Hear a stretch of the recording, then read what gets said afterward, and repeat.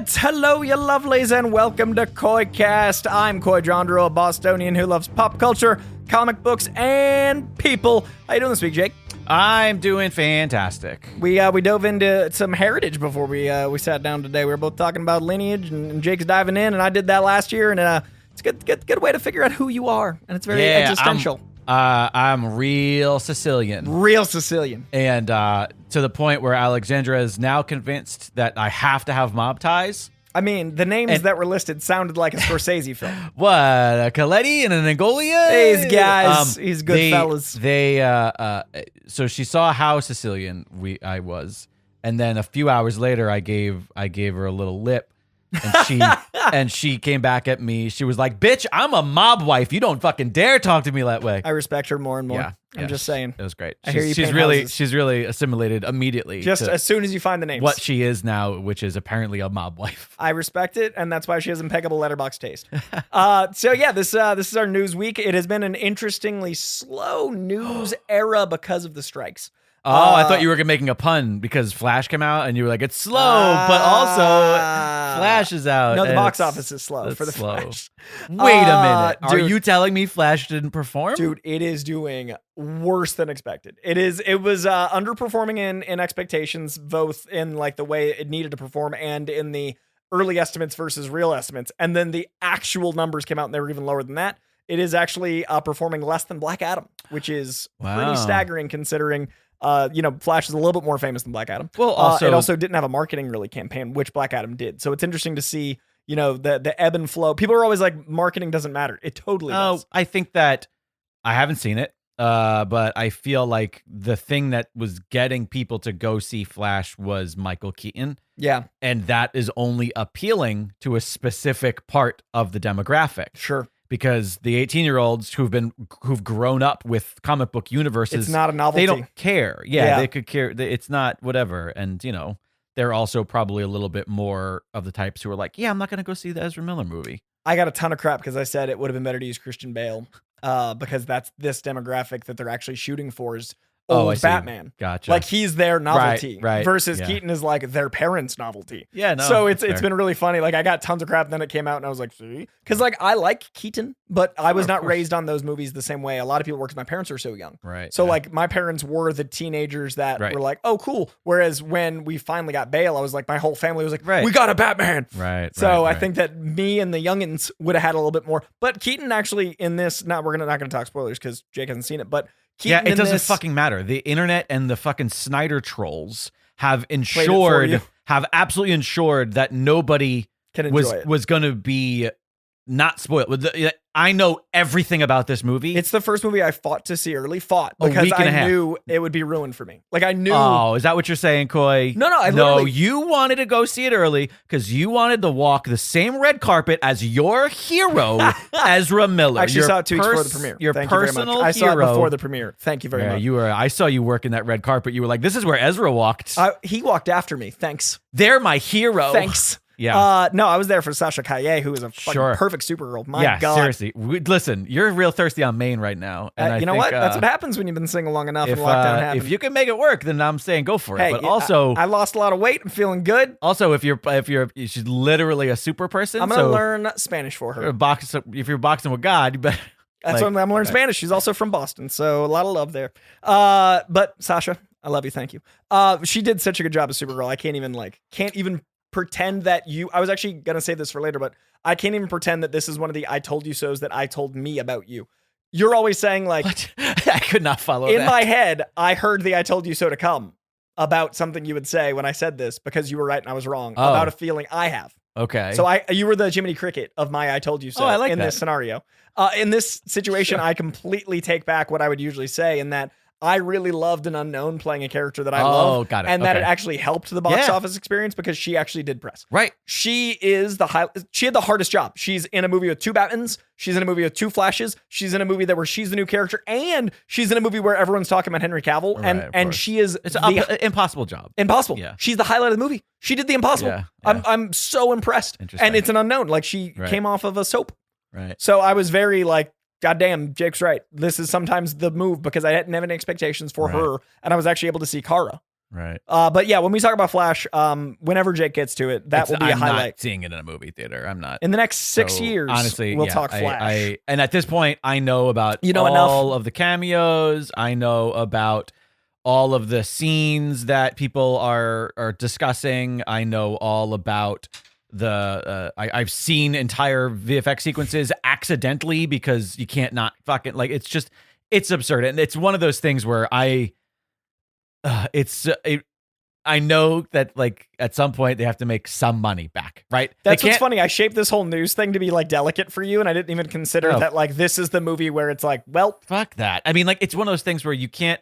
I'm not saying they should Batgirl this, No. you know, or was it Batgirl? Or It was Batwoman? Batgirl. But yeah, I'm not saying they should have Batgirled it, but it's a absolute losing battle no matter what, and it does kind of make me feel very worried about the DC. about everything that's coming, and not because of like, oh, it's bad, because again, I No. haven't seen it, I don't care.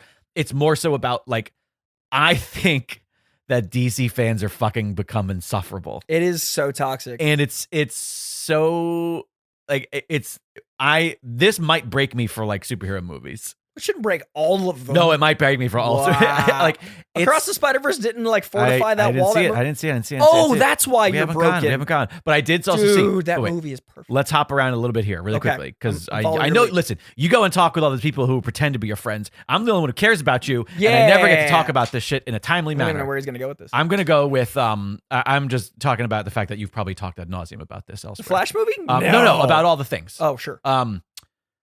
Flash movie, I haven't seen Spider-Verse, but I don't need to see it to know it's about a big spider multiverse. Sure. And now you have Flash coming out, what, 2 weeks? Yeah. 2 weeks later, right? Yeah. That can't be good. Sure.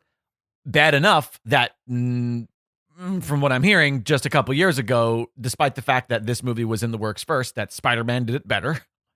I will offer a caviat. Okay. The Spider-Verse movie shows the multiverse better, and Right. it puts you in what it. live action we're talking about, or the animated. Animated. Okay. Across the Spider-Verse is the most immersive and Right. puts you in the world the best. Right. No Way Home is the best at making the fan service actually plot driven. Right. No Way yes. Home actually accomplishes nostalgia for plot, Sure. not plot Other way with around. nostalgia. Okay. This, however, I will give full credit. By the way, we slightly disagree on that concept. We'll get there. But understand. We'll discuss. Well, but we have we have very we talked publicly all on about this show. No Way Home. But I would argue this has the best succinct one scene explanation of multiverse I've ever seen. Okay. I would even say I this mean, I would hope so after years of this writing now. and rewriting. But I would say this is up there with Everything Everywhere All at Once, and maybe even better as far as the one moment, the 5 minutes of what and how does the multiverse work in we this have canon. to explain this shit. Yeah, that the canon of how this multiverse works Right. is explained so geniusly and with Right. such charm and logic Right. that even all the plot holes that are inevitable with time travel work, and they kind of loop in themselves. So Right. I really was impressed at that element, Sure. especially after the 10th one I've Right. seen. Well, all right. So let's talk about this because it's, as you mentioned, it's underperforming at the box office. Aggressively. And while I have no interest in being plugged into the studio world, I as an actor or as a filmmaker, I'm still interested in the business. Yeah. I have seen some because obviously there's just the people out there who are just like the weird Snyder people who are just going to hate everything. But I have seen people whose opinions I generally go, oh yeah, you know what? This person knows a little bit about the business, and this is an interesting point. Sure. Whether I agree with it or not, I'm asking you because I think you have a little bit more of an insight into it. Outside of the fact that Flash was probably the bottom of the totem pole for the people that those maybe want to see out of the DC EU that Snyder built, right? Outside of that, which is just like, oh, lack of interest. The poor performance at the box office, do you think that a part of it is that this is a character who's been on TV for 10 years? That's a factor, a huge one. Yeah. That just ended. Right. Yeah, correct. I think that's a huge factor. So the I people think- who were going to be this target demo, They've been satisfied. They've been satiated. They're full. they are already exhausted And by they're the invested thing. in grants for a decade. Right. It was a 9-year running show. Right. And that's their Flash. Because then the reality is like, I personally don't think, I think unlike Marvel, this is the thing that Marvel's done well from a business standpoint. Don't at me, nerds. Is that they have made movies that are incredibly accessible to people who don't care about Marvel movies. 100%. you can just watch a random Marvel movie and probably get some enjoyment out of the structure, I would out think of the so. emotional, right? Whereas I do feel like DC movies, they're DC fans.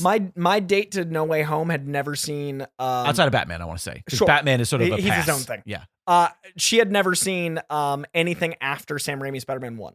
Okay. She missed all the Garfields, all the Hollands. Right. And she still enjoyed No Way Home, and that's impressive. Sure, yeah. Because there's no nostalgia for her. Well, yeah. And that's a movie that is very dense in lore, but is still enjoyable as a movie outside of Marvel. So Yeah, to bolster your point, she was like, oh, I haven't seen it since 01. Right. Had a great time. Sure, yeah. And so I do feel like the DC core audience, the people who are going to make these movies make money, are probably not championing the movie the way that they feel betrayed because they think that Snyder is DC. They have there's that. Well, that so again, there's that's that, a subsect. But That's like a subculture. I'm saying there's like 5. There's Yeah, the one okay. of there's a fifth of it is that. Let's call that it's a Venn diagram of fuck. the Olympic rings, except Yeah. they're all crushed. And none of them are a fan. No. So like the Snyder is a chunk. Then there's the TV chunk, which is Grant Gustin's their Flash. So why would they watch the Ezra? Then there's the people that are upset about the real life situations. Of course. Then which is very valid, which is again one of the reasons why I can't. So pay for that the is theater. adding to it. And then there's the entire internet basically going, okay, this is this movie that we've seen leaks of, and they've started showing it for a month. Right. The movie got shown like for a full month. Right. Weirdly, I fought to get into it, and I kept missing screenings. Right. And then there's also the contingent of people that are conditioned, for lack of a better term, to wait for HBO Max. There are people that literally wait 45 days. And that's specific to HBO on top of the people that are already streamers. Streaming, and then that's worse. Well, let's talk about that. So that's the other thing. So the 2 points that I was I've been hearing a lot that I went, oh, this is actually really something that I don't think people are talking about. Because and sorry, real quickly, the last thing, just the last of it. Yeah. It didn't have a press tour because basically obvious. On top of that, on top of just the Ezra of it all, Right. Ben Affleck was booked on a movie. Right. Michael Keaton was booked on 2 movies, and it basically only had Sasha Kaye doing press, who's the unknown of them. Yes. And then Andy Muschietti is basically, he's doing Batman, Right. the next one, but he couldn't talk about it yet. So he, I think, felt kind of handcuffed in the press tour. Right. So not only did it have those other factors, even in its own in studio, the Right. press thing I think was a way bigger hit than people realized. A lot of people are like, oh, that's out. Right. Well, and also it is the impossible task of like, we're going to end this thing that we have all agreed is bad and we don't want to do anymore, but Let's talk about it positively. We put too much money into it, but we have to spin it. Yeah, and Muschietti basically shot that movie 5 different ways, 5 different times over 6 years. Right. He's got to come out and say like, this is this thing. Right. And he did the impossible and people are blaming him. And I'm like, you don't even understand how good his Batman's going to be if he can make this from this. Right. If he can make something watchable. Sure. Yeah. Yeah. I mean, this is. But sorry, your point. I just wanted to give him the credit. Polishing a turd to that's say the least. also sinking. Yeah. Like, it's already in the ocean. I like the mixed metaphor of the turd that's sinking. In the ocean. That's a It's turd dissolving. sinking He's in the polishing. ocean. The salt is breaking away all of the fibers of the turd. And Muschietti's just compacting it. So we've got the waning interest in a specific character that the general populace probably doesn't care about, right? And genre, because of the 3 other things came out this year. Side 1. Side 2, what you said about people are conditioned to wait the 45 days. Mm-hmm. This is something that I don't think enough people are talking about when we talk about movies that are saving the cinema. So dangerous. And that is, well, here's the thing though. This is the thing, like, I'm going to approach it from the other side here, is we're not doing well economically. Right.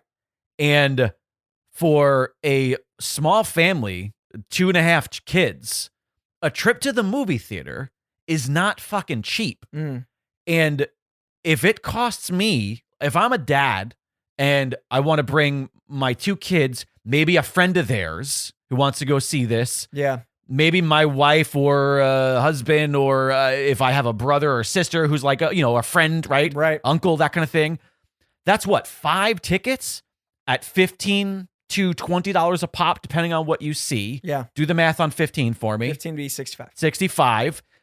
Sorry, add 75. In 75. Add in, and that's the low end. Right. That's the low end. It's Add $75 in to $100. any food. Okay. That's $100 plus outing. And it could be $100 just for the tickets. It's Exactly. Yeah. Yes. That's That's looking what at $250. That's why I'm saying low end, right?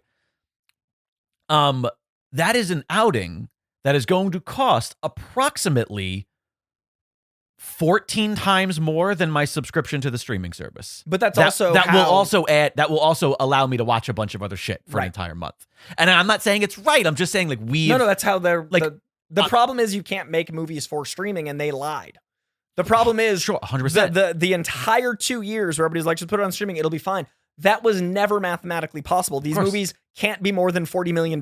They can't. Right. And like basically Amazon is able to do it because they have so much money in the other things. Because Apple's people able to do it. pay more for their service because their service isn't just streaming. And also Amazon has more money than God because and that's the same thing with Apple. Apple can make these things, but people don't think that. Netflix is hemorrhaging money. And now we're in a strike because they kept going like, oh, the creators don't need to get paid. No, they don't. And now if you're waiting because you can't afford it, I respect that. But if you're streaming it illegally or if you're waiting out of spite or any of these things, it is not going to be possible for these movies to exist.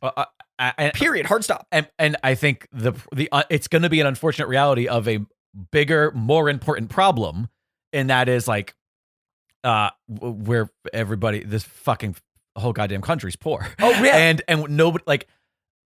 I don't have kids. Right, same. We're dinks, and like, you know, going to the movie is like a conversation for us. I can't afford to go to indie theaters, which I would love to support, because all I can afford is AMC A-list. Because you get the bonus of the perks of But sure. what I do when I go to a premiere, and I don't know if I've said this on here, but I always buy a ticket to the movie. That way I'm committing to paying for it in my way. I know that really irritated me because I liked making fun of you for not supporting this. And I was like, God damn it. Support still. I was like, oh, you really love this movie. How many fucking premieres have you paid for, you dick? No, I always want to support because I do believe in the theater. Sure. But I do, and I always get a shitty seat. That way I'm not holding up a good seat. But I get one in the front row, like I'm not a monster. But I do think it's really detrimental to the people that believe in this stuff, which is like the people that are claiming to be like DC fans that are like rebelling. You need to support it because these can't exist if you're waiting for streaming. Yeah, that's just a snake eating its own tail that will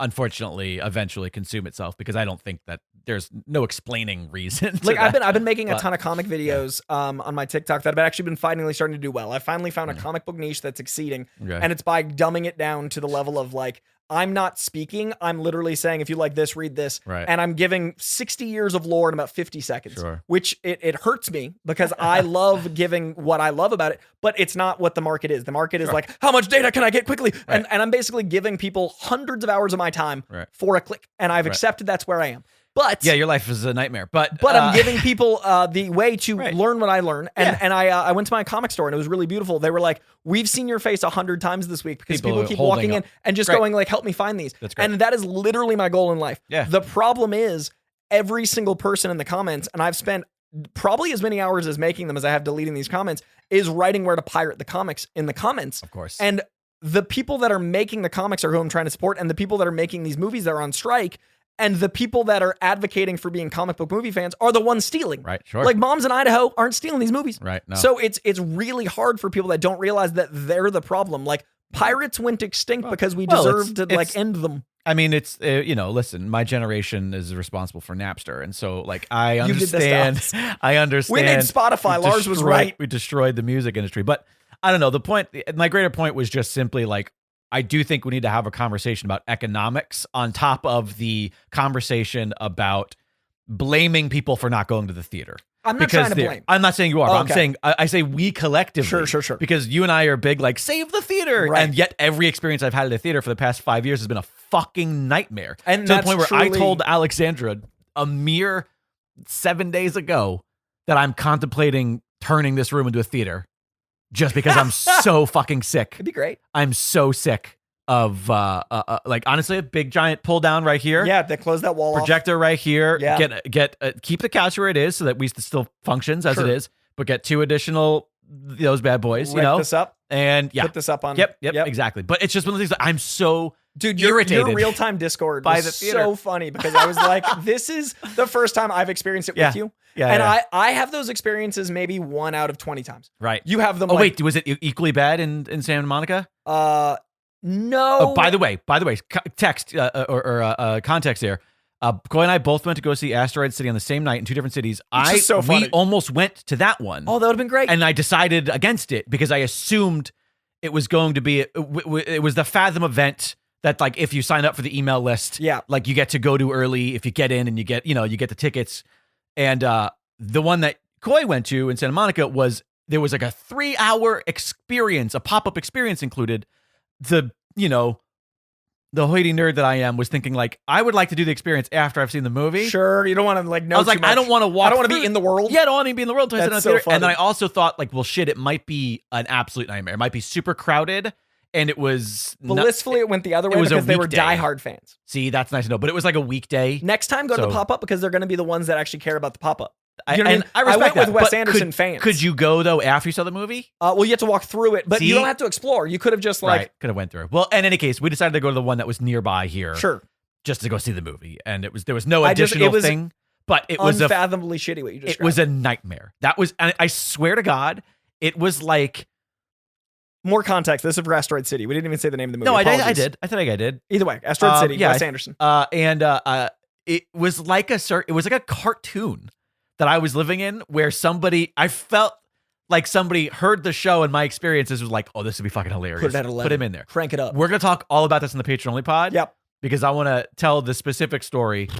I just think that what you go through, I don't experience nearly as And I understand that, yes, it's the reality is it's unfortunate is because of the financial burden of my hobby and my enjoyment, we don't go and see this is different because it was a different event, but we don't see the Asteroid Cities or the I'm trying to think of some other movies that have been out recently. There's a movie called God is a Bullet. I'm dying to see that I can't afford. Or we don't go see the Heirs or unfortunately we have to go see the Flashes, even though that's a bad example because we're not. But like the Marvel whatever. The most recent Something's in Across the Spider-Verse because or the Across the Spider-Verse, which we just haven't gotten to yet. But like we're going to see the big ones because we know the culture surrounding them. Right. It almost makes it harder to enjoy if you don't get in early. So it's like. We feel handcuffed into that, but we sometimes go like, well, fuck, we're trying to save for a wedding and we're trying to save. We're going to Scotland next month. And like, we don't have money to spend. Like we're not at a point where we're just like, every weekend or every,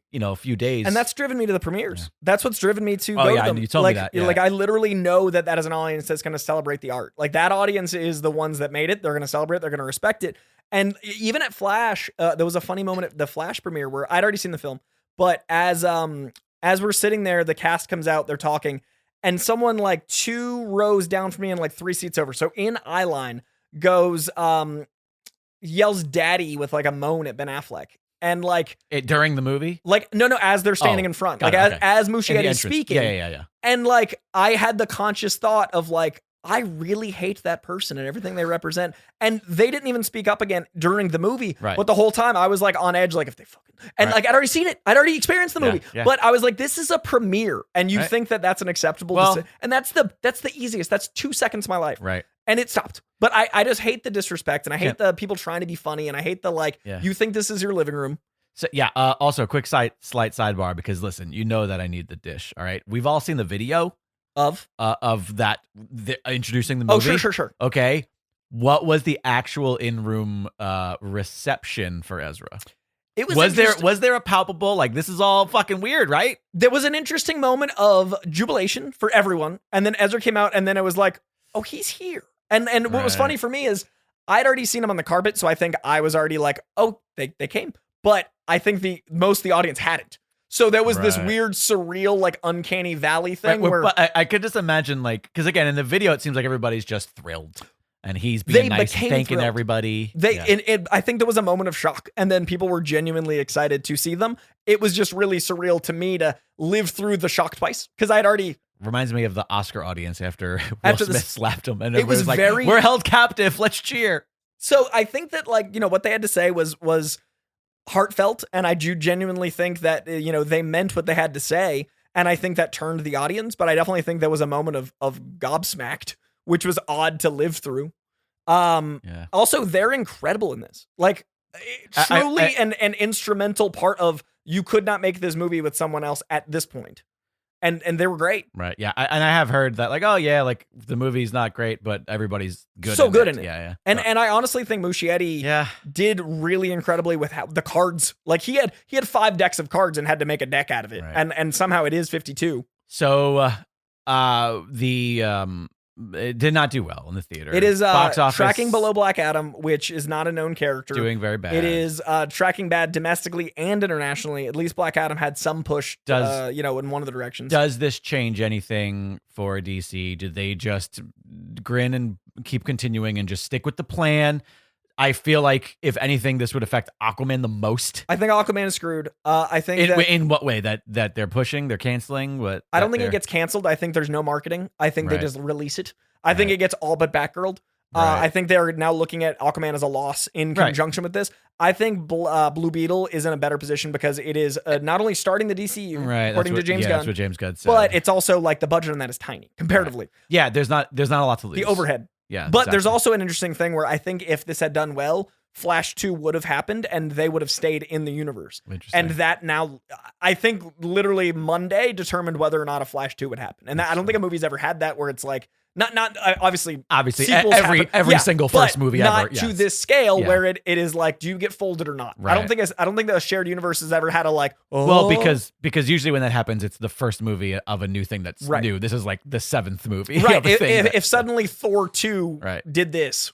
Right. But it's really interesting to see what it's affecting in the market, because we were talking about this whole country being poor. I've been putting my money in some studio stocks because I'm trying to invest in the market. I'm trying to do that, old person Roth IRA stuff.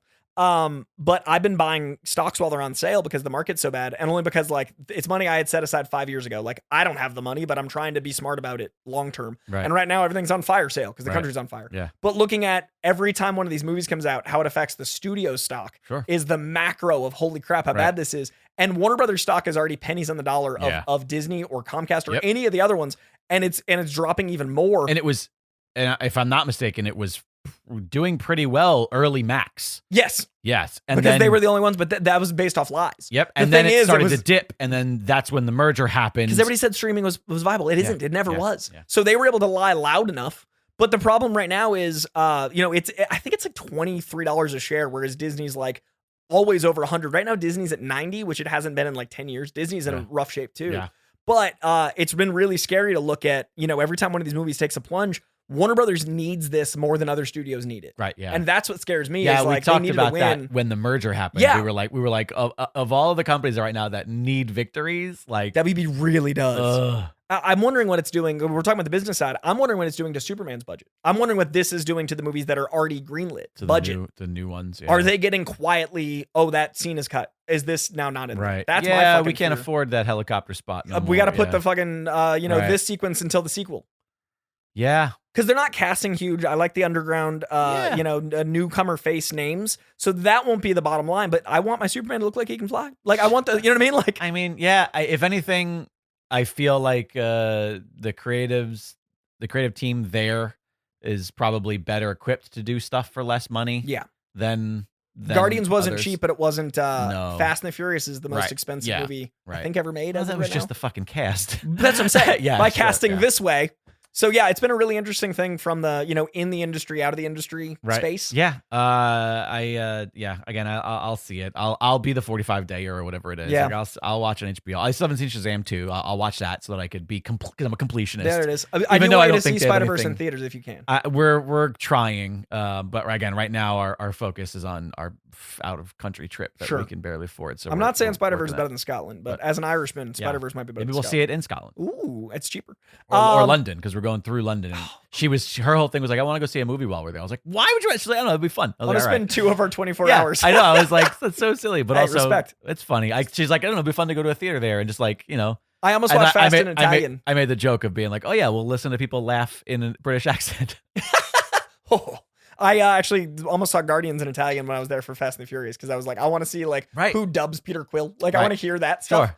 Yeah. But yeah, that's the big news is the moving and shaking of the comic universe. I'm also wondering how this is, and this is really rough to even talk about because there are still no facts. I'm also wondering how this is affecting Marvel looking at Jonathan Majors. How, having someone in the throes of legal stuff is affecting how they're releasing Loki, how they're advertising Loki. I mean, it's got to be looked at. I would argue, though, that they're non-comparable because while Flash isn't doing well, it's not like nobody's seeing it, and it's not like it's not. Yeah, I don't know. Like I don't. It's doing worse than Black Adam. That was shocking. But I'm not here. Like I don't know. Maybe this is just the bubble. Like I'm not hearing it's doing bad because of people upset at Ezra. Yeah. We're hearing it's doing bad because of the Snyderists and because of the story. People don't like it. People don't think that people think it looks bad. People, you know, like people think that it's pointless. Yeah. Because it ends a universe, that kind of thing. And I think a lot of people that were ready to yell the Ezra at all are just quietly going like, well, I didn't have to. Like, I think maybe, there's a bit of a that's lean what back. it is. Do you know what I mean? Like, I'm going to let the movie. Yeah. That way they're not getting yelled at for being social justice. I don't have to. Yeah. Because everybody else hates it for a different reason. I'm going to lean back. Because I know that, like, you know, I had some reservations about, reviewing it has been exhausting. Like just talking about it. And that's really new for me because I've gotten... No, it's not. You're always exhausted. I am. No, but this particular problem of exhaustion. I usually have my walls up about people being like, you love everything. I'm not used to people being mad at me loving something that people hate to this scale. Like I've gotten more crap about this and I'm not involved directly than any other property to date. Like I've gotten more crap about this than I got about liking Morbius. And that shocks me because this movie is better than Morbius. Well, I mean, obviously, bar is on the floor. But I guess it sucks to be you. You know, it's just exhausting. It's just exhausting. Also, briefly on the other side of the cinema world, the first reactions of Mission Impossible came out today, and I've heard it is maybe the best in the series. I am overjoyed because I am so excited for Mission Impossible: Dead Reckoning. That's the kind of movie I'm hoping they can. What number keep the is money this to make. now? 6. That seems like too few, but okay. 7. I don't know. I thought it was like 10. They don't number them. I thought so it was like 10, frankly, I'm lost. I mean, for a franchise to go this long. I'll start those movies one day soon. That's so insane to me. You're going to have such a good, especially Never saw being a Bond guy. one. You being a Bond guy, you're in for such a delight. Still working my way through all of the Bonds again for the first time since I was a teenager. That's really cool. Oh, actually, this tangent's awful. It should have been before the last tangent. Superman and Lois are being cast this weekend. They're doing screen tests as we speak. So I do think that does line up with us finding out at Comic-Con, which is an interesting quandary that I wanted to bring up with SAG strike being authorized and it may be happening as soon as the end of the month. I think the SAG strike is either going to last like 10 days or 10 months. I think it's either going to be everyone getting to all the studios going like, well, we just saved all the money in these overall deals and we're back. Or they're going to be like, we can't let them get the AI provisions. Right. We have to hold on as long as we can. Right. So I think it's going to be a very short or very long strike. If it happens and it doesn't end by Comic-Con, I think this Comic-Con is going to go from one of the biggest of all time to one of the smallest. Right. In literally a decision. Right. Because I'm on hold for some panels that like may or may not happen. Right. And that's so crazy this close. We literally could either have Fantastic Four and Superman announcements or nothing. And that's so crazy. Yeah. It's like a Wizard magazine or it's 2020. Yeah. I'm curious to how they're even doing screen tests. I think you're allowed to audition. You just can't film. Screen testing you get paid for. Oh, the SAG hasn't started yet. So they probably are rushing to get it done before the 30th. Okay. That might be why it's right now. I would still feel like that's... Yeah. They're authorized I don't think that's a good look for those actors. They're not on strike. They're authorized to strike. I know. But other actors are filming right now. But it still feels like the... Okay. Yeah, no, I get it. The sets are rolling until the 30th. No, so I think James Gunn is like, okay, we got 12 days. You know what I mean? Like there's probably like we have to find them. So that's also very intense to cast your Superman with a literal deadline. I don't know. This town's spicy right now, y'all. It is. It's real spicy. Have you what have you noticed in your end? On what, as an actor? Yeah. No change. I've got a lot of scab requests, but other than that, I'm no longer affiliated with the union at the moment. Okay, got it. So I don't have to really worry about it. Right. But you have integrity, so you're like looking at it as a scab thing. Well, yeah, but it's also just like the reality is the industry shifted so long ago to the point where I don't even notice it as much anymore. Like I'm not getting a lot of stuff for union work at this point. Got it. Most of that stuff is all commercial based at this point. And I don't that just ebbs and flows anyway as far as like how much I'm seeing and how much I'm not seeing. That it's on the talk show side, it's basically a bunch of actors going like, I don't know if I'm allowed to do that or when to schedule it. Pause. I've literally gotten my request that went from avails to like can't right now. Yeah. And that's exhausting. We'll get back to you. Yeah. And like we had a book date. Like, And then on the red carpet side, it's been fascinating because basically all the movie premieres are like, if we want anyone to do press, it has to be in June. Right. So I just did the indie premiere. That movie's not out for another 2 weeks. And I don't know if anything in July is going to have a premiere. Right. And that's crazy because these are huge. This is the summer. When the movies are huge. They'll still have premieres. The movie's coming out. Without a talent, like why would you go to premiere? Like the interviews, like I know what you mean. The press, the red carpet side of it. But I don't know. I mean, the reality too is a lot of those are unpaid anyway. Yeah. So, but it's I think not you're still like, like considered a scab if I you get walk it. that. Yeah. I get it, but it's well, we're gonna see how quick people go of being like, oh, I also need my career to work, and the movie that I just spent 3 years working on, And that's to not fair to succeed. them. Yeah, no, It's really messy how there's an assumption of like, okay, see. this started today, you're screwed. Yeah, we'll see. Yeah, I don't know. It's crazy. It's crazy out here. It's all crazy. This feels very much like you and I's pandemic talks. This is like that same level of like, what's going to happen? It's all bad. Yeah, a little bit. And then the streaming wars are only heating up. So in a bad way, like the wars that we had for dominance are now into like who's going to survive and pretend to pay people. Right. Yeah. And one could argue that, man, if I know that this is a greater deal between the AMTP, I always forget the acronym there, the movie television AMTPA producers or whatever. Yeah, of America. Yeah. AMTPA, I think that is it. Whatever. Yes, whatever it is. I know it's a greater deal between that entire entity, but if there was any way where like a company, right, if like fucking Netflix was just like, you know what, everybody, fuck it. Anything that these people want, we'll do. If they could like break off and say, "Hey, we don't have we can't create a contract on behalf of our organization, but any contract that we make so gangster with the WGA or we make with SAG or whoever else, we will give this." Then they're the golden goose. I know everyone's working. It would be such good PR. Oh man, even if it was all bullshit, right? we'll stipulate whatever you need. Blah blah blah. Yeah, no, it's really interesting. I don't think I've ever lived through anything quite like this level of multi-faceted strike, and the DGA members that are trying to get it unratified, and I honestly do think that did cause a bit of like kneecapping when the DGA is like, nah, we're cool. It's scary, man. Yeah, I feel like we're living through the 20s. The other ones, it's weird. I just ultimately hope that this leads to like a huge indie movie renaissance.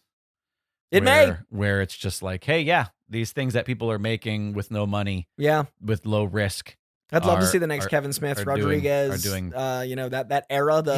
Those people are Linklater era. Yeah, those people are still there. But getting them their due. They get bought up. Fucking Aaron and Justin. They get bought up by Disney. Yeah, like that's, you know what I mean? Like sure. That was like the most of the news was just sadness. Well, let's talk about the actual sadness really quickly because I don't even know what's on your docket, but I want to talk about it before we're going to take a couple hotline calls, and obviously we got some DC cards open up. But this past weekend was Father's Day. Yes. And while you and I have our own relationships with that day, yes. Iconic comic book dad was lost. Man, this was rough. And like beautiful, but rough because 93 is a great. Oh, 100%. It's one of those things where it's like, you're not surprised, but you doesn't still feel good to hear. Yeah, we lost John Romita Sr. Mary Jane herself. Yeah. So many covers you know and love. Like if you picture Spider-Man, he's my guy. Yeah, that I still think to this day that I have like 4 or 5 Spider-Man covers in my head where I go like, these are, when I think of Spider-Man, these are the ones I see. In fact, you're wearing one of them. In Todd McFarlane. But for context, I was just, I realized, they can't see They can't see it. Todd McFarlane, Spider-Man #1. But there are a few covers, and I think at the top of the list is the shadowy alley with the Amazing costume Spider-Man and the 50. garbage. That to me is still one of the absolute greatest.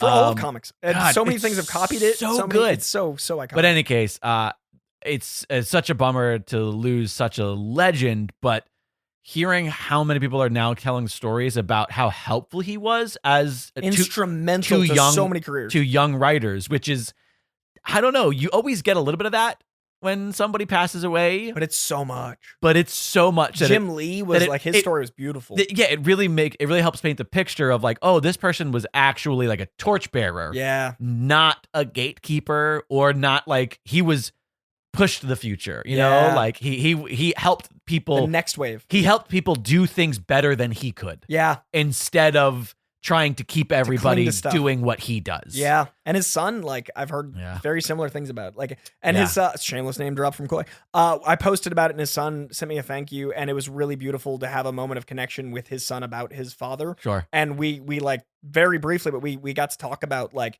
his experience of that exact thing. That's why I bring it up. That's why I name drop. but we got to talk about like how he gets to watch his father's legacy in real time, Right. and how beautiful that was for him as a bit of closure. And I was Totally. like, oh, like Right. I felt better as someone who had said something, being like, oh, at least he's sad but aware to see this. Sometimes Right. you can't see it. Right. So it was really beautiful to know that he was witnessing it all, and Yeah. that made me feel a little bit better because he and his dad were so close. He literally like his career. Yeah, mirrored- they're intertwined. So Yeah. I remember the very first time I saw John Romita Jr.'s name on something. yeah. When I was And young. that SRJR thing. Yeah, for when a I was while. young. Oh. When I was young, and I was like, wait, what? There's another one? Because yeah, you don't like. I don't know. I wasn't as plugged in as you were into the comics Sure. industry. Like pretty much, outside of Image and that era, which was like we talked about it, where it's like all of a sudden comic book creators became like rock stars, Yeah. for a little bit. But I remember the first time I saw Junior, and I was like, wait a minute, and I don't think I realized that they were two different people. Sure. You know what I mean? And their like, styles were so similar at the beginning. yeah, well, because he was He just taught him, like, again, that's he's your life. carrying the torch. So But, that was yeah. another thing of like being I think in the shadow, but still being the- able to be your own man. Is there so was hard. there was something did I it. noticed, and I think it's really interesting in the comic book industry, because I can't think of a single other industry where this might happen. There were obviously tons of people sharing like, oh, this is when I met Senior and he signed this thing for me, or I have this book that was signed, or I have this. And it really dawned on me how crazy it is where we all have like trade paperbacks and collector's editions of comic books where the cover of that book isn't drawn by the person who is in the book. Yeah. And how it's so like, it's for a single issue, we're used to, like, I'm used to that in the floppies where it's like, Sure. oh yeah, this guy drew this cover to a book, but he's not the artist for the inside of it. Like that's kind of more common. Yeah. But I saw a John Romita signature over art that I looked at, and I don't remember who ended up being it, because I looked up, I was like, wait a minute, that's not a. Why would I sign that? I remember thinking like, wait, did John Romita like really change his style as he got older? And because it was some new. Yeah. It was a collection of Spider-Man, so some new where artists. the cover was very much who's the guy who did like Superman Birthright? Frank Quietly? No. Maybe, but it's that style where it's Yeah. almost like it's like more like rectangular. Sure. It was that sort of style, and I remember thinking like it's like Preacher, like that kind of style. Steve Dillon is pretty Yeah, good. maybe it was that. Maybe, and I remember looking at it being like, wait, what? This is not. And yeah, it wasn't. But I That's was like, funny. I was like, this guy's signing a book. Yeah, that is But the artwork on the cover isn't his own. And I that remember is thinking, really unique I to remember the thinking like, industry. this is what a weird thing that we do. But Yeah. anyways, Romita Sr. is just one of the best of all time. And Yeah. I'm so glad to hear how nice he was. Same. 'Cause, It's you such know, a relief. You never know. Such a relief. I never met the dude. I never came across the guy. Yeah. I mean, I think I saw him at functions when he was already a super old guy years ago. But I'm not the kind of person who's ever really sat. I've only ever stood in, I think, 2 lines at a convention to like see an artist before. And His son's the first person I ever ran away from. ran away from. I do well with actors and movie folk. I don't do as well with comic folk because they're like gods to me. Because I was younger when I knew their names. Like I was like 3 when I knew who Sure. Romita was, and I was at a con with a bunch of actors, and they were all like, normal to me. And then Romita walked in and sat down, and I literally excused myself. I was like, sorry, guys, I gotta go. And I left all these people that other people were waiting hours to meet. Like, Sure. can't hang. And as Right. soon as I saw Romita, because he has that like rock star swag that we talked about in the Sure. 90s. Yeah. And he's like this Italian, like he looks like he Sure. just has this movie starness. Right. And he is to me. And I remember just like literally leaving the green room and being like, I can't come back Like, until I know he's gone. yeah, Like, yeah. So Just in case. Just in case. What if my I say pants something fall wrong? down? It could happen. What What if- if I'm sweating? What if I pee myself? It could. I mean, this I is can't wonderful guarantee man. it won't happen. An asteroid could fall on just me. But yeah, I remember the first person I've ever been like, nope, gotta go. That's really funny. So yeah, a lot of love to the Romitas, and much love to Junior for at least being able to see the beauty that his dad brought to us, and thank you to Senior for everything you've done for comics and the people in it. Yeah. Well, let's get a hotline call in. You want to squeeze in some hotline action? Yeah, and then we get some cards to open. Get it. Hey guys, Harold from Alabama.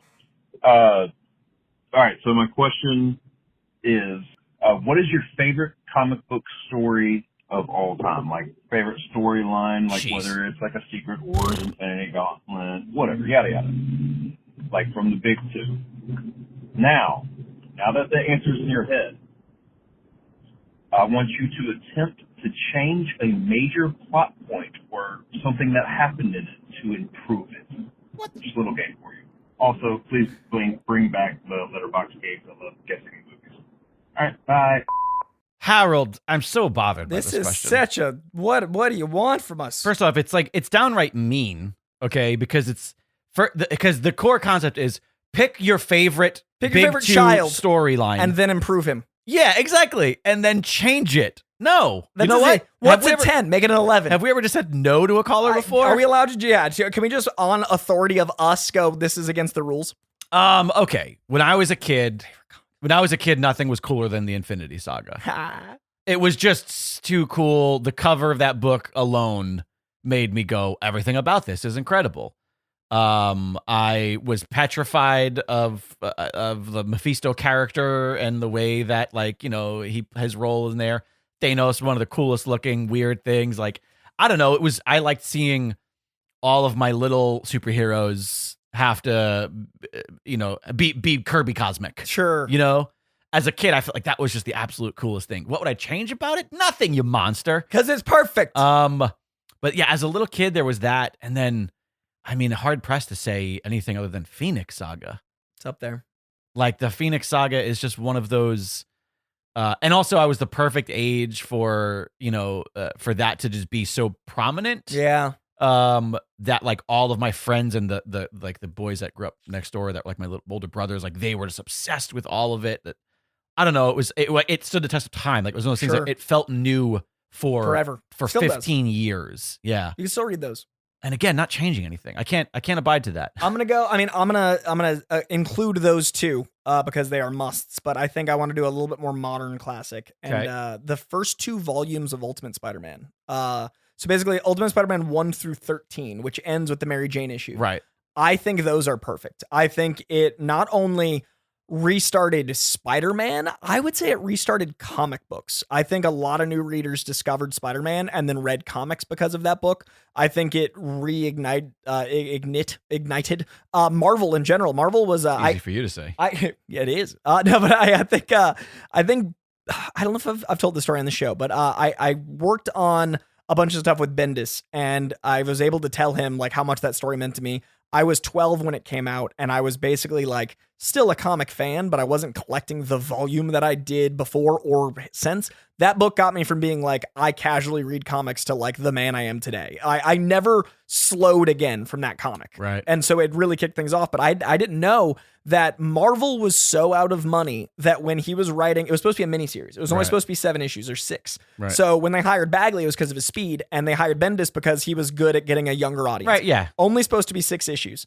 When they were writing the first issue, he had a cubicle. By the time he was writing the second issue, they had taken down the cubicle to sell it. By the time they got to the third issue, he was writing it on top of his own, what are those cabinets with the drawers that you put? Filing cabinet. He was, thank you. He was literally deskless. Right. Third issue writing on a filing cabinet. By the time they got the solicitations back from the first one and realized how much it had sold, he had his desk back by the 5th, and then Marvel was back. Right. That's incredible. How insane That's is it went big. from a miniseries to one of the longest running duos in comics history. Right. I think they passed Lee and Kirby with that run. Right. And it kind of caused the MCU. And between issues 1 and 3, things got smaller. And by 5, they reopened Marvel. Right.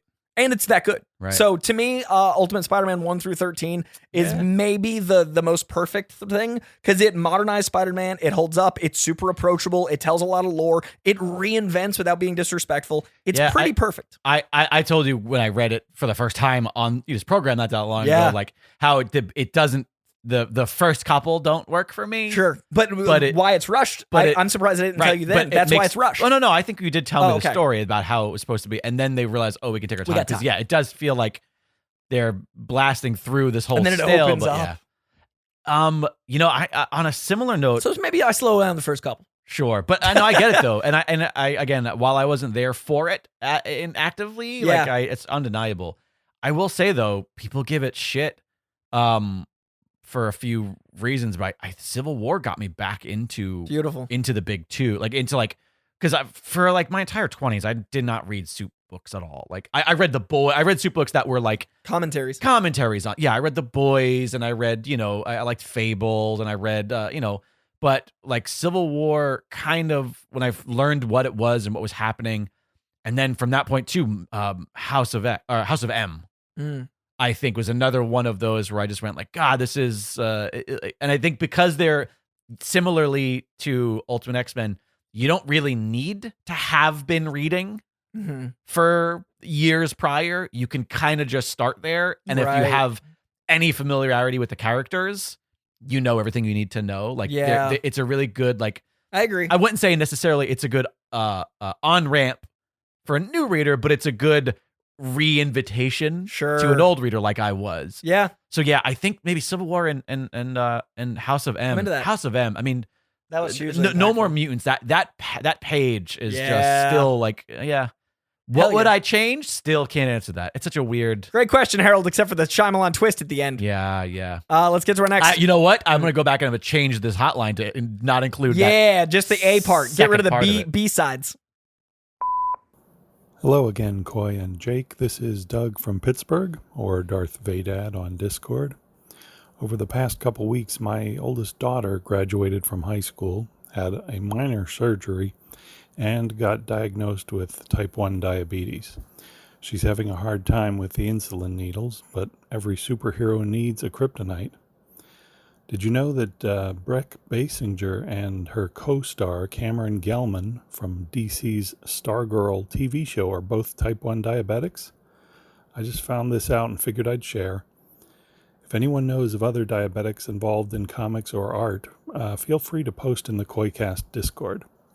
My hero is going to study animation when she goes to college in the fall, but before then I'll be looking for some role models to help her get through the tough times. She's also going to need a damn good job in the not-too-distant future. We need more heroes to fight to cut healthcare costs and make sure artists get paid what they're worth.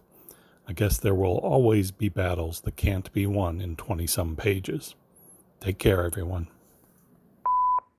Darth Vadad, first and foremost, happy Father's Day to the only true Vadad of KoiCast. Yeah. The Vadad. Doug, we love you. We send all the best to you and your family and your daughter.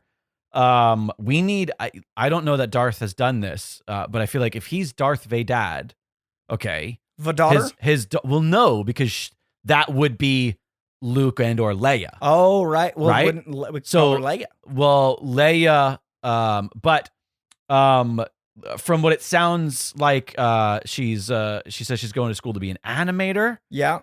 Recent high school graduate.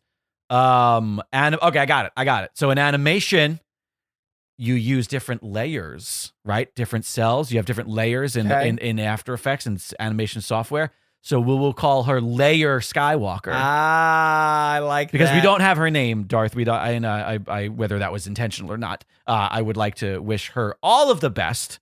Layer Skywalker. Layer Skywalker. Sending her love. Daughter of Darth Vadad. Love it.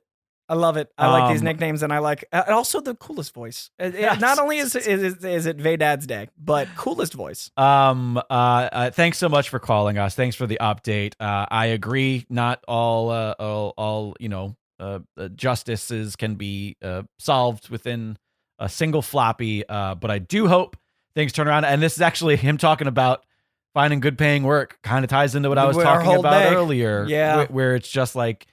I hope in these streets. I hope that that not just the entertainment industry, which is important.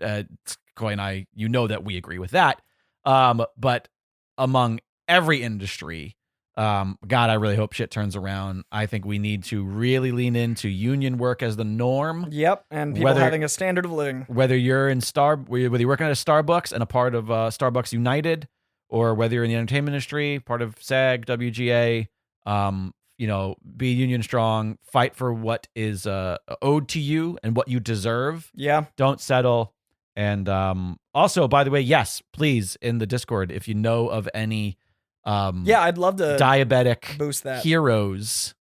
I don't know who else is out there. Is there a comic book character who that's been a story of?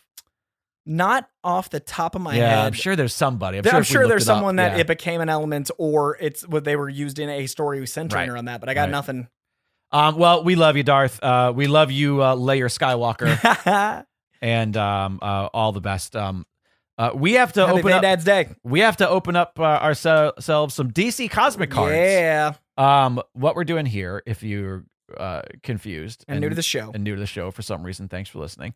We have been gifted by friend of the pod, host of The Hell With This, Mark Allen Heiliger, a big old box of 1991/2, by the way. Oh, it changes I did some things. research because I was curious. Before we give all these away, I was like, are any of these worth anything? I did some We research. just go back and undo that part of the video. So it's one of Audio. those things where they're labeled as 91, but they were released in 1992. Like comics where So it's like October, but it's So sometimes they're called 91/92. There's only one series that's 91/92. There's not a second one in 92. So this is the original. This is the inaugural edition, which is what it says, by the way, on the box here. So we have a whole box of DC Cosmic cards. We're going to try to see if we can get an entire collection. We're opening them up just a couple packs an episode at a time in hopes to get an entire deck. If we get an entire deck, we are going to give them away to a reviewer at random. Yeah, the reviews anytime you've ever reviewed. But if you review again, that's double votes. Leave a rating or review for this podcast on Apple Podcasts, and that is where we're going to pick our winner.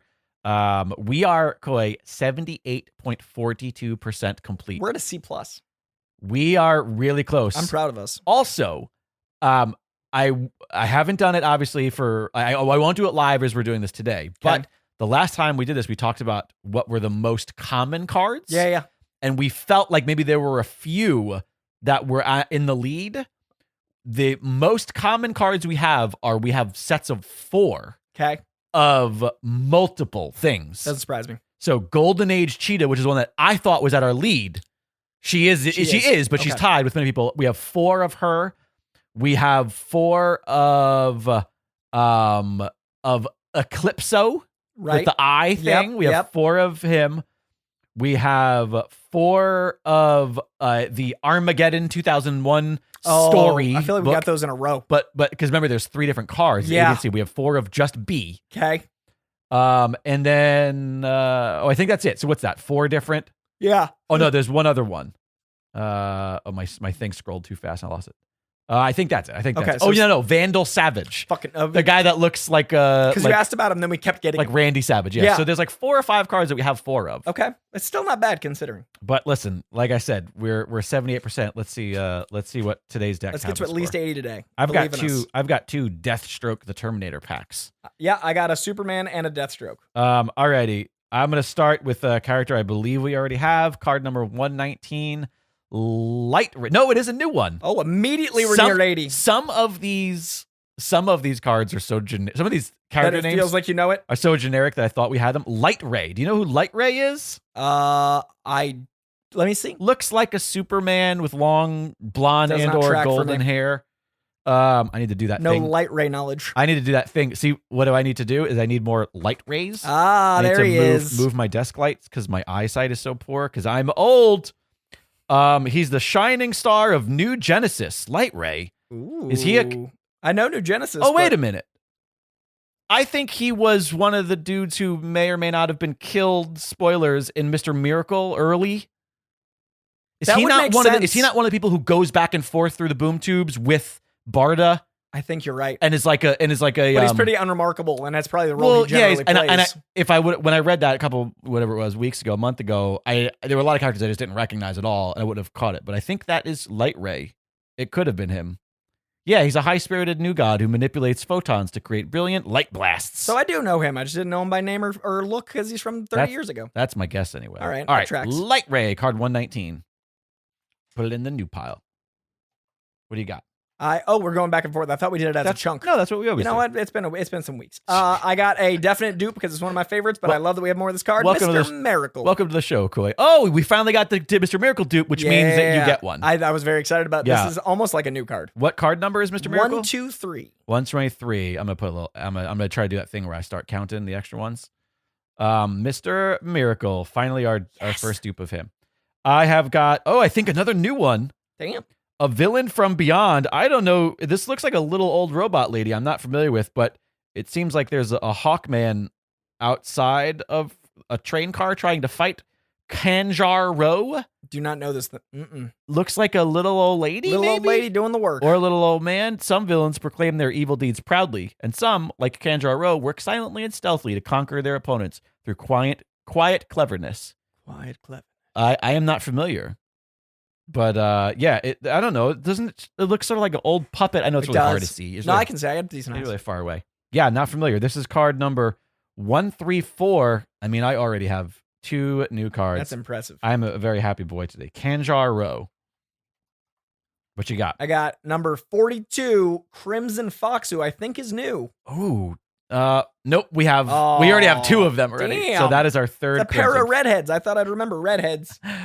Oh, wait a minute. Is that the one where it's 2 different personalities? Yeah. Yes. I just thought since they're both redheads, I usually think of, they lock in my mind. I have another new card. What is this shenanigans? I mean, we're this is great. What if we fill it all out today? What if we're done? A character who looks very familiar to me, but in the way that she looks like a lot of characters of the era, just simply called Fire, and looks just like a green version of Human Torch, where it's just like green and on fire. Are you familiar with Fire? I think that's the sister of Ice. I've just never seen her green. Here's one heroine who's hot even when she's not fighting crime. Brazilian-born Beatrice da Costa, the original party girl, who found herself able to turn into a powerful being of pure green flame after being caught in an explosion of the experimental organic energy source, pyroplasm. Wait a minute. You know what this reminds me of? Who you got? The character from Invincible. Oh, yeah. Do you remember? That's what this 100%. reminds me of. That's funny. Fire. I got 3 new cards. Card number 48. Someone simply called Fire. All right. I believe this one is new. You said that every time. What? I knew Mr. Miracle wasn't. I'm joking.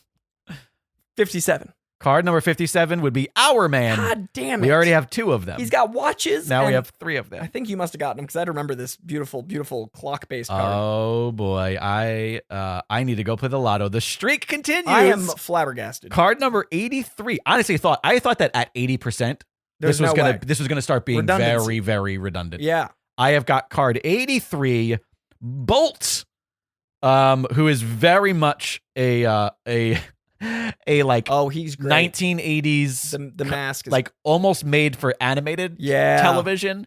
It almost looks like a Wolverine and what was the name of the electric guy from Darkwing Duck? Oh yeah, he looks like Electro to me, but yeah, which is like Same. a Darkwing Duck guy. All the Yeah, same. Yeah. Yeah.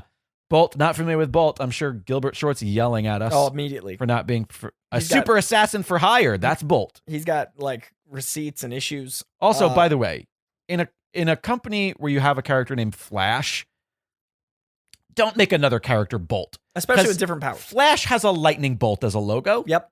That's confusing. Very confusing. Just like when Shazam was it's a whole thing. It's a whole thing. Number 4? Card number 4, we definitely have that because we have like 1 through 12 already. Damn it. That looks like Golden Age Flash. It is. We got another one of those. I got all the dupes. I have card number 24, another new card. We have completed our cheetahs. I've got Modern Age Cheetah. I'm going to be mean here and say this is an ugly card with an ugly drawing. Oh. Look at this. That is not a great, Oh yeah, that's not great. That's not. not a great piece of art. No, I don't think bodies move like that. But also look at her face. Yeah, no, her nose is an innie. It's Usually noses are outies. Her nose is I generally think of noses as outies. Oh, you made it funny.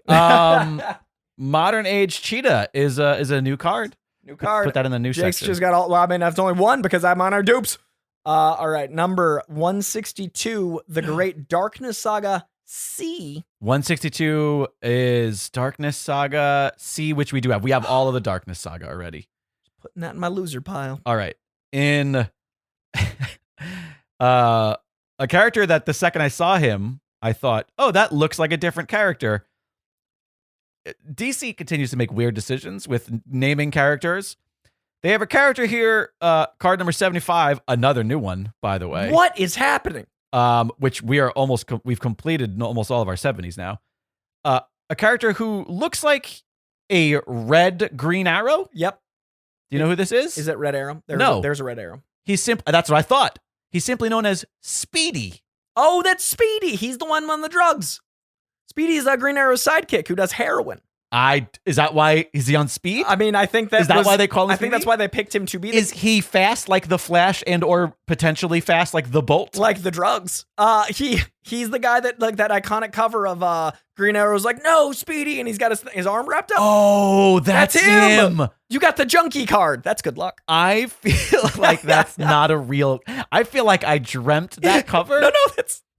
Holy shit. Drug awareness right there. Does it say anything about his drugs on the back? I think he got into drugs. You don't just start Oh my with God. drugs. Waging his own one-man war on drugs. Oh shit. He lost the war. Ace Archer Speedy patrols the streets of Los Angeles. His target, the creeps who prey on the children of LA by handing out the same kind of addictive poisons that Speedy himself once fell victim to. Now clean and sober, this amazing Aerosmith gives the city's drug lords the shaft. Oh my gosh. It even has some Fast and Furious S puns. I know we have this one because it sounds like a fart. Northwind, 66. 66 Northwind. We do have, that is our second Northwind. I believe I have another dupe here because finally, we have yet another Golden Age Hawkman. We have lots of Hawkmans. I think we have this one 103. 103 is phobia. Yeah, that is our third phobia. God damn it, phobia. We have so many phobias. That's real. I have Heights. yet another Great Darkness Saga, card number 160, which we do have another one of already. I got Fastback. I know the character. I don't know if we've had him yet. It sounds familiar because I remember making jokes about the Camaro and Mustang. Yeah, 116. So 116. Let me just double check. Yes, we have Fastback with no C. No C. That's how you know. It's edgy. That's how you know he's edgy. All right, what do you got? I have another repeat in a character simply called Hawk. Card number 55. Hawk, we talked about him, where he looks like an amalgamation of 5 other characters of the era. Yep. This one might be new only because the art's kind of cool, but I haven't seen it. Number 150. 150 is Legends C. Not new. We do have one of those already. No. Crisis on Earth. I automatically wrote that. 1 and 2. We definitely have this one. Card number 142 already. That is our second one of those. Brutal. Our Great Battles section. I know we have this one because you said we have 1 through 12. It is number 9. Card number 9 is a dupe of Modern Age Green Lantern. Hoodwinked. I have another dupe only because I remember seeing this fantastic cover. It's part of our classic cover showcase, card number 176, The Atom, which is this awesome one where he's plugging a villain into a tiny little glass bottle. Oh, I remember that cover. Yeah, this is such a great cover. So that's card number 176. We got another dupe of. I think this one's new. I'll put this over here. Yes. I have hope. Okay. Do we have a hologram Wonder Woman yet? Because that's worth this whole deck of dupes. We do not. What number is it? It just says DCH and then a number, right? I don't even see that. Oh, if you look on the back, it tells you all of them. DCH9. DCH9 Wonder Woman. We Worth have the whole deck of dupes. Look at her. She's beautiful. That is our fourth of the 10 holograms. She's standing in front of the Pantheon. It is Amazonian beauty. It looks like pre-George Perez era. Stunner. Stunning work. I love the DCH series. Man, that's nice. What does the DCH stand for? Does it say on there? DC hologram. DC hologram. Yep. 1 through Detective 10. Comics hologram. So we've got, and it's just Wonder Woman. That's just all it's called. Fantastic. Feels well, good. that's great because we have worth the deck. We have almost half of all the holograms. Now, if we get an entire series, do we keep the holograms? But no, I'm gonna say is I think the 1 through 80. Mm-hmm. That's the series. Sure. If we get the holograms, that's all bonus. Okay, got it. So 1 through 80 we'll give to someone no matter what. Don't you think so? I agree. These are like the because I'm gonna consider this a success even if we don't get the holograms because they're not even included in the thing. They're not even listed. I can't imagine that there's all 10 holograms in this box. Also, I hope so. That seems like a get. You might want to keep those. All right. I definitely have another dupe because we've gotten them a few times. Card number 69. You want to remember who it was? I don't. You make the joke every time, Peacemaker. Oh, that's right. And that's there's a new Peacemaker comic out right now that is so well written to be like James Gunn's exact tone, and it's really? Wicked funny. Every now and then, when they do alter a character, a character to include the audience, the new audience, Iron Man kind of got good. better. Iron Man got better for sure. Yeah. Cap got better. Yeah. But yeah, Peacemaker's really good right now. It's only in issue 3. And is it like an Elseworld Peacemaker? Is it a new It's series? just a mini called Peacemaker Tries Really Hard. I like that. That's what it's called? Yeah. Peacemaker Tries Really Hard? Yeah. Fantastic. It's so good. And then I think we have this one is number 173. 173. That is classic cover, New Gods, number 1. That's our second one of those. That's our first decks each. All right. All right. You can start this one. You want to pop open deck number 2 here. Deck number 2, I'm going to start with I know we have him because we've talked about his name every time. Number 29, Silver Age, Mr. Mxyzptlk. Oh, yes. We've completed our Mxyzptlk tasks or collection. That was 29, Silver Age? Yep. Silver Age. So that we have 3 of those now. God damn it, Mxyzptlk. I definitely have another dupe here in card number 103. I remember her because I feel like she looks like the Disney witch from Snow White. I've got Phobia. Oh, yep. I had one of my most recent decks. Phobia is 103. Wow, she's now a 4er as well. So we now have 4 phobias, which means she's joining the ties for most common cards. Phobia. I've got one of my favorites. I think we have her 114. 114 is Aricia? No, I'm sorry. That's Big Barda. Yeah, I love her. My girl. My little camera was blocking. We have 3 Big Bardas now. I have a Silver Age Flash, our 3rd Silver Age Flash, card number 5. So no originals in this new deck yet. No new ones. No new ones. But wait, did we start with a new one? No, you're right. I've got. I think we have him because we talked about how funny he is. Number 82. Blockbuster. Yeah, that's our 3rd Blockbuster, and I have another dupe in 131. Glorious Godfrey. Not to be confused with Gilbert Godfrey, who's I heard also the voice immediately. Who's also glorious. So it is kind of confusing. Who would have been a great Mr. Mxyzptlk? Oh gosh, can you imagine? You're not wrong. Number 14, I think we have because of how silly his face is on the back. Is that Silver Age Shazam? It is with the really silly face. He's got no pupils. Well, it's because just pupils because it's a zoomed in of an image from the 60s. Yeah, that was tiny when it was drawn. It was never meant to be zoomed in on. What card number was that again? You said? 14. 14. Oh, I don't know if I marked that one as double direct. Oh, darn it. Okay, now I have to go through the whole thing over again. Start from the top. All right. So I've got yet another booster gold, which you have a few of. Card number 38. That's our 3rd booster. I believe we have number 77, Vixen, because she looks like Calypso from Marvel. Yep. We've got 3 Vixens now. I also have another dupe, card number 40, which is Changeling, our 3rd Changeling. I believe we have number 149. 149 the Great is Battles. Legends B. That is our 3rd Legends B, Great Battles. Found it. I've got another dupe in 118, Kilowog. God, I love that character design. He's great. 118. I think this might be new. I have hope. All right. 16. I think we've got all Sweet of the teams. 16. That's Golden Age Superman. God damn it. We already have one of him. So we are missing. So of our gold, silver, what is it? Golden, silver, and modern. Like of that whole cluster of cards, we are missing Golden Age Shazam and Modern Age Shazam. Okay. We are missing Modern Age Superman. Okay. Golden Age Lex Luthor. Mm-hmm. And that's it. So we're only missing 1, 2, 3, 4 cards from the first 30 something in the deck, which are all of that's not bad. The golden ones. That's not bad at all. All right. I think this is a new one because I don't recognize it, but sometimes they're yours. Oh, I finally got a new one. Yay! Card number 89, a character that I'm not familiar with, but is a very cool looking design called Count Vertigo. Ooh. Do you know who this is? No. Not off the top of my head, maybe the visual. Count Werner Vertigo put a new, quote, spin on villainy when he adjusted his corrective balancing implant and generated sonic strobes that left his opponents dizzy and delirious. All right, so he gives people vertigo. He gives people an inner ear infection. Count Vertigo.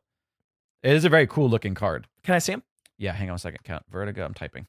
Vertigo. Oh, I do know that character. I just didn't. The name He's didn't. He's got like this big sort of like awesome cape that looks like it's broken into glass shards. He's all green. I think this one is. You've said this, but you think this one is fuck. Okay. Yeah. Well, I mean, she's dressed very scantily. Let's see if it's fuck. She definitely can. 70. Card number 70 is Phantom Lady. She's That is our second Phantom Lady. scantily clad. I think I recall getting that one last time. She looks like the Silk Spectre suit. Yeah, but we talked about how this is. she's maybe a little less dressed than Silk Spectre. I've got card 67. It's a new one. Oh shit! I've got our first ever Nuklon.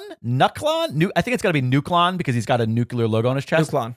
Nuklon. He just looks like he's wearing a big onesie with a little logo on his chest, and then he's got a little mohawk. Good for him. Like a little Spartan. I respect him. No idea. The massive mutant, trademark, named Nuklon possesses shattering strength and steel hard skin. Respect. 1 minute and can pass through solid objects like a wraith the next. Oh shit! What does that have to do with radiation? I don't even know. That doesn't make no sense. Radiation pass through things. I don't know. All right. Well, I think this one's new because this character. You design, think this one's Nuklon? Yep, I think it's that Nuklon. Nuklon. Damn it! I should have said that. I think because I don't remember this character design for this character, and I definitely know the character. Number 140. 140 is Steppenwolf. Damn it! He looks so silly. Yeah, I think we've talked about how it's a terrible piece of artwork. Rex, he's riding the tiger thing. Yeah, That's right. Yeah, he's got a weird big tiger man. Oh my god. I don't know. What year did Spawn come out? 92, 91, 92. Alrighty. This is definitely a new card because it's Spawn. Oh my god. I don't know who this is. Again, the DC fans out there screaming at us. Dr. Bones. By the way, another one. Oh, I'm sorry, Mr. Bones. I gave him he is just a skullhead like Ghost Rider with Spawn's outfit. Dude. That, I mean, the big red cape over the thing. I'm gonna look up Spawn because that's Mr. Bones. That's a lawsuit. It looks like their attempt at. He even has. Look at his left hand, even though he's a skeleton. At that. Spawn was 92. Oh man, Todd. But look at that little at the purple magic. Yeah. Imagine that was green magic, dude. That 92. That means that was drawn at least 90.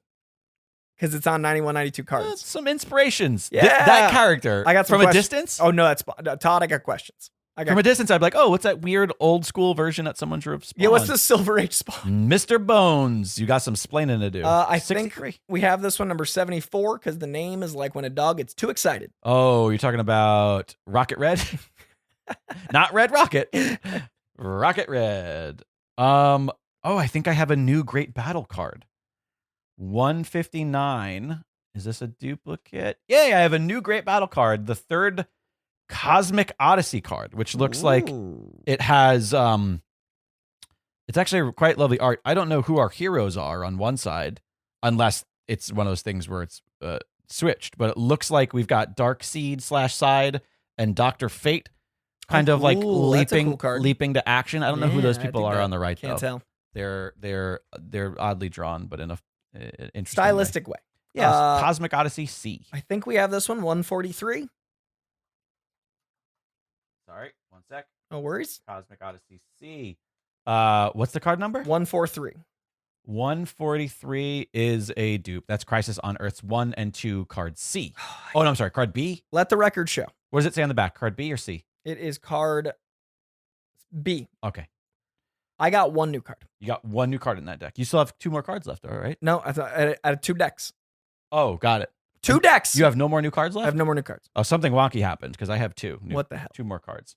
All right. Well, I'm going to go ahead and throw my 2 cards out there because I do believe. All I got was Hologram Wonder Woman. I do believe that maybe they're both new. What the hell? I have card number 109, Toyman. You got so many new cards. I did. Toyman is exactly what you would expect. Oh, I know Toyman. Toyman is he's a toy man. I auditioned for Toyman in the Supergirl show. Oh, that's when I was an actor, boy. They were like, oh, your hair isn't red enough. You're like, not quite, almost. Diet, boy. And then card number 136, also new. What the shit? She's not Jean Grey. She's Maxima. I know Maxima. I don't know this villain. Also, it looks like she's murdering Punisher off camera. Doesn't it? You see, like the Marvel. white, it's a very Marvel card. The white glove hand. Yeah. Maxima. I don't know who the hell Maxima is. When it comes to fighting, when it comes to finding a suitable mate, only the best would do for the warrior queen Maxima. So wait a minute. Oh, she pretty much had the hots for Superman and wanted to, to get it on with Superman. Her whole story is she proclaimed the Man of Steel fit to join her in unholy matrimony, but Superman refused to become the father to her brood of demonic despots. Ooh. So she is how they wrote the fake Wonder Woman in, in Marvel's Max Supreme Squadron. Yes. As like, we're gods. You and I can rule together. Deal with it. I mean, not a bad day. I know that you feel a little lackluster. I only got one card, but if I'm going to only get one card, it's going to be the card. It's a shiny one. It's a shiny Wonder Woman. We have 85.26%. We went from C+ to B, no minus. 85.26% of the entire deck. B+. That's impressive. At some point, we have to make the decision. 1, 2, 3, 4, 5, 6, 7, 8, stand by, 9. I know people like hearing counting. It's the best. 10, 11, 12, 13, 14, 15, 16, 17, 18, 19, 20, 21. So it seems like we've got I'm estimating because I was scrolling quickly, about 25 cards remaining. Yeah.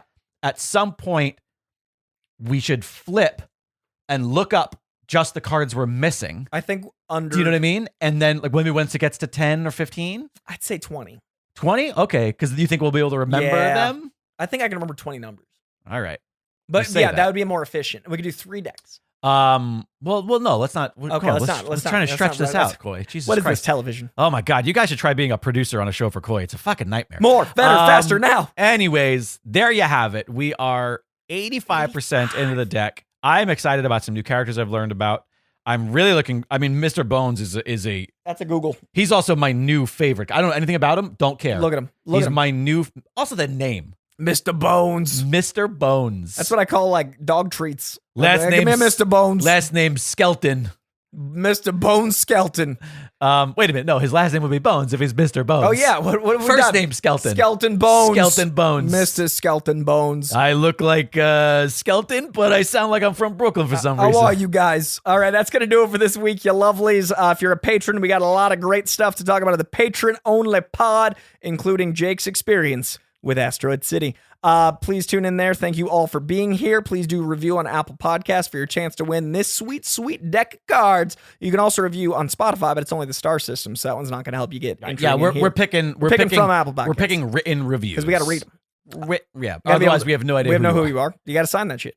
Check out koicast.com for merch. We got shirts, we got mugs, we got masks, we got all sorts of delight for all of your late Father's Day needs. Tell your dad you love him by giving him something late from Koicast. That's how he knows. A podcast he doesn't listen to. Yeah, make sure your dad is like, wait, what is this weird merch I'm wearing? He might. You know what? There are some shirts and stuff that are outside of Koicast, like the trailer. The trailer free life. Seeing that one in the Discord made me happy. That's a good shirt, regardless of whether they're a listener. Yeah. The I've seen the trailer 200 times is a good one. Oh, just nerds. There's some good stuff there, even if they're not listeners. Yeah, respect. We do what we can out here. Check out the Patreon if you want to listen to our weekly deep dive in all things art that we've consumed. And follow us on social media. Use hashtag Koicast to get our attention. I'm at Coy Jandro. He is at Jake Lloyd Bacon. As ever, call in at 818-794-0722. That is 818-794-0722. Or send a voice memo to contact@koicast.com. Thank you all for being here. Thank you for listening. And thank you, as always, to Comic Books for existing. We'll see you in a couple weeks. In the mid-1960s, the world's smartest TV producers brought together 4 young musicians to create a TV show that was years ahead of its time. I'm talking, of course, about the Monkees. And you, comedy, music, pop culture nerd, probably love the show, but don't realize it. That's why I, Monkees superfan Takuro McCullough, sit down with a variety of guests to watch every Monkees episode and discuss their glory on the Monkees podcast.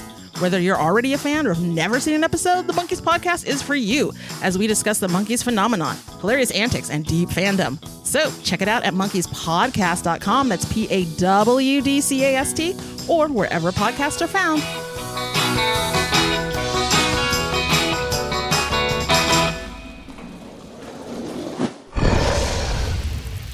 It's Dragon Wagon.